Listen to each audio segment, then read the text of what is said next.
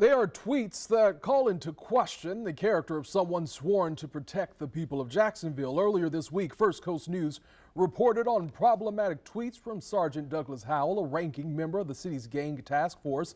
On Your Side's Rich Donnelly joins us now live from outside of Jacksonville Sheriff's Office headquarters with what community leaders are calling for tonight, Rich.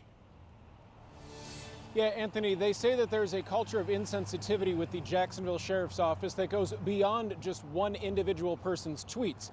And community leaders that we spoke with today want JSO to do something about it that sends a message to the rest of the department.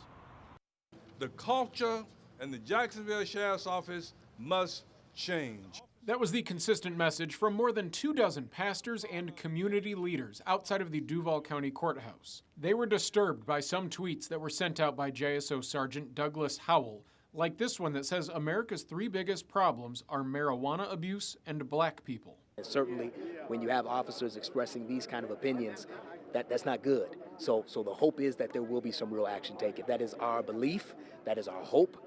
And that's what we're working to see. Reverend Christopher McKee Jr. is the pastor of the Church of Oakland on Jacksonville's east side and speaks with young men of color who worry about possible run-ins with law enforcement. He and the rest of the group want to sit down with Sheriff Pat Ivey as well as whoever wins the upcoming sheriff election to ensure that there's an investigation to determine that prejudiced thoughts are not pervasive within JSO. I think the greater concern is how do we prevent a deepening of a culture where this type of communication and rhetoric is okay to put out in public forums. NAACP Area President Isaiah Rumlin says that's a culture that has been present for a long time. The culture that has existed in JSO for years, and now it's coming out into the public. We knew this. Sheriff Ivey told First Coast News that JSO will investigate the tweets and that there could be discipline depending on the results of the investigation.